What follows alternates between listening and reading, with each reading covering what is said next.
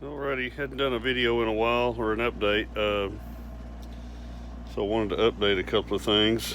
Recently, I have got some of these.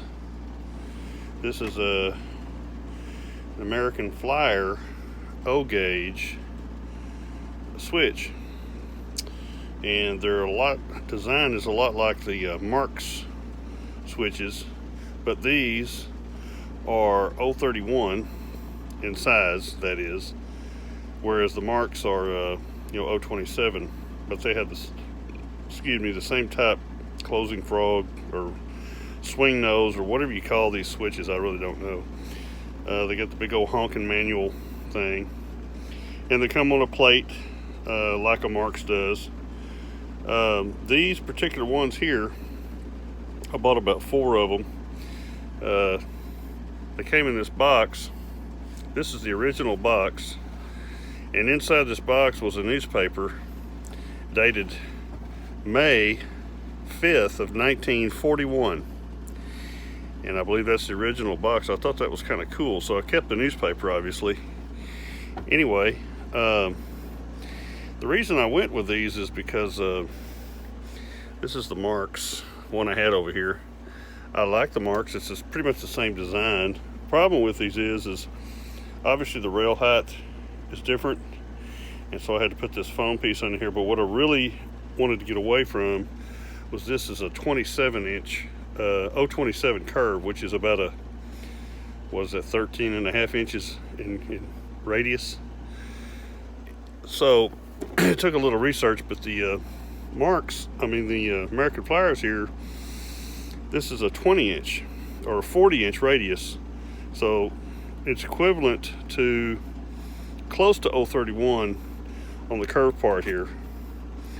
And the reason I did that is because some of these locomotives, especially this one with the tender on it, it won't go around a 27-inch curve without binding. So anyway, long story short, I wanted something a little more gentle, and also the rail height matched, but also at the same time, whereas the Marks was a little bit shorter than this is just a hair taller. So what I did was I cut the foam out, which this foam, as you can see, is pretty thin, but it's an eighth of an inch, I guess. Maybe a little thinner than that. I don't know.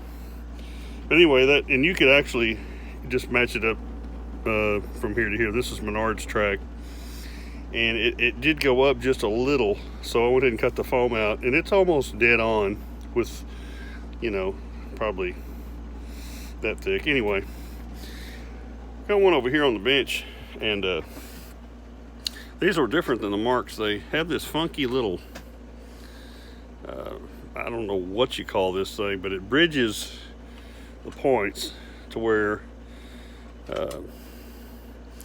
a roller or whatever will go to here. But the thing is, when you get to right here, you've got nothing for the roller to go on. It just kind of drops.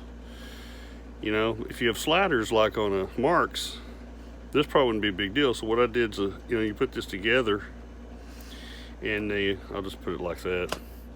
The rail joiner, or the track pin, not rail joiner, that's HO's talking, isn't it? Bridges the gap here. I put a little more solid pin from the Tin Man. It's a solid rail joiner, a little longer, and it made a pretty nice little, there's one in this one here. See, the rail joiner kind of takes up the gap, and this is mainly to pick up power. I believe it's for this. When this is thrown, all this connects together, and I thought at first that was going to give me some problems, but really the only thing I had to do was take this thing set up kind of high, so basically a couple of taps with a hammer with a punch, and just kind of knocked it down a little bit. And now the locomotive seemed to really to run over it okay. I was going to run this little Lionel engine and show you. I forgot to turn the power on over here. Anyway, yeah, headlights on, but it goes through here pretty smooth.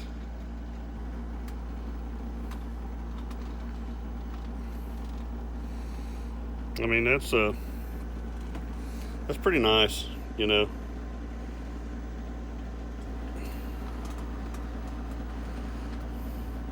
It's not bad, you know, plus it'll go through the curve part. I've got a new phone too, and I'm hoping this camera's a little bit better than this phone. I mean, you could pretty much, you know, it's just super smooth. There's no wheel drop because it's a solid rail, which obviously, if you've seen anything on my channel, that's the kind of switches I like. Now, I've got the Ross here, and I'm probably just going to go ahead and take it out. That one and this other one I've got, and probably just sell them because I like them. But honestly, I don't see, and it is a remote, it ain't $100 worth of greatness. Whereas I bought 2 of these for 99 cents. I bought another pair for 10 bucks. And even if I have to fish through them, you know, obviously, if you're going for scale looking, this looks so much better. And it's the gentle turn of the 72 is awesome. Some of my locals go through it, but some of them, like that little thing right there, they don't like these raw switches. And my Marks engine don't like these raw switches. Sometimes it'll go through it, sometimes it won't. But since this is more like a raw switch, I mean, it's more like a Mark switch. The Marks engine goes through it pretty nice. So anyway, go back over here to this one. I hadn't even heard of these, or I probably would have got some of these first, but I kind of ran into them on accident on eBay. I didn't even know American Flyer actually even made these things, but they're pretty beefy. See, it's got the little American Flyer emblem, and there's hardly any videos on YouTube about American Flyer. I mean, it's got this funky little deal on the end there, and but I've worked around that. I've even thought about maybe later cutting this off, and then when you put the rail up against it, I was thinking about cutting a piece of rail, like a longer piece of middle rail, and just going on up to the points with it like that, seeing how that worked. I think this has to be wired into this. I'm not sure about the guts of this. I did take one of the plates off. These just kind of, you take these little tabs off, or pop them back with a screwdriver, and then you can take this whole back plate off like a Marks, except the Marks you had to drill a couple little rivets out, and you can get to all the working stuff except inside here, and you can't really see it, but there is a gear. If you go online to research, you'll see there's a little gear in there with teeth on it, and it kind of ratchets back and forth. And so what you can do though, because this is access hole, you can actually get some oil or grease down inside there. So I took the back plate off, I think it was on this one, flipped it over, and oiled all these little joints. The only bad thing about these things, they are extremely old. I mean, you're talking something that's probably 75 to 80 years old, and you know, they're not perfect. This one's in pretty good shape. A couple of the other ones I had are in pretty good shape, but 1 or 2 of them are just, you know, you just got to go through them because they're so old. But it's just a statement of the quality of the way things were made way back in the day. Obviously they don't look great, but I figured if I ever get to the scenery part of my layout, which I'd love to get to someday, you know how that is, I'd probably paint all this, maybe paint this down green or brown and tone it down to where it kind of blends in more. And you can even, you know, you can dress it up some to make it look better. But I'm more about function than I am aesthetics, because if I was into the way things look for scale, I wouldn't be in O scale. I mean, I'd be in O scale and not O gauge, because you got 3 rail track. It's never going to look like HO. You know, it's just not going to. I mean, yeah, great. People got some great looking layouts out there, but you know, it's just, it is what it is. And I love it for its function. And I love the chunkiness, and I love the grandkids being able to play with these remotes and all that kind of stuff without worrying about too much. I mean, if I tear this up, whoop-de-doo, I'm going to get, you know, I can go on eBay and find more, because there's probably a million of them out there if you do a little work. You just got to kind of watch out for rust, because right underneath there, you can see a little bit of rust.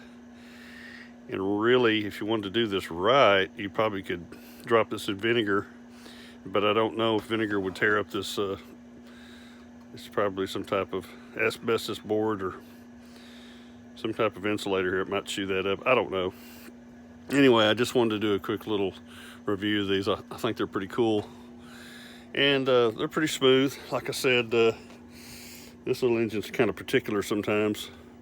But it, goes through there pretty smooth. And anyway, just wanted to update a little bit on, that's what I've been doing. I haven't been out here in probably a month. And I got another one over here. This one is a little in worse shape than the other one. And what I mean by that is throwing this is a little tougher to do, even though I've oiled it. And I've had to do a lot of adjustments in some of the rails. They can be pinched. They're pinched sometimes, and you know how they're a little bit bent. And because some kid probably played the heck out of this, 100, 80 years ago or 70 years ago. It's hard to believe this was made before we got started in World War II. And anyway, the cars, they roll through it without an issue. Just glass smooth. And that's what I like. It's something simple and smooth and works. Also picked up this little Lionel Junction locomotive. These two here are going to be around the Christmas tree stuff. And kiddos like to play with those, and grandkids, while they're here. Anyway, that's a good running little engine. I was really shocked at how well it does run. Anyway, and there's Trump. I think he's out there looking for ballads now. Ain't that a mess? Oh, anyway.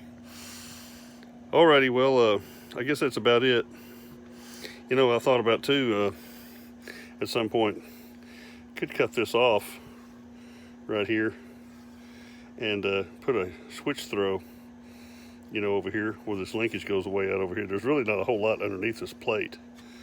That would make it look a little more realistic. You could probably take a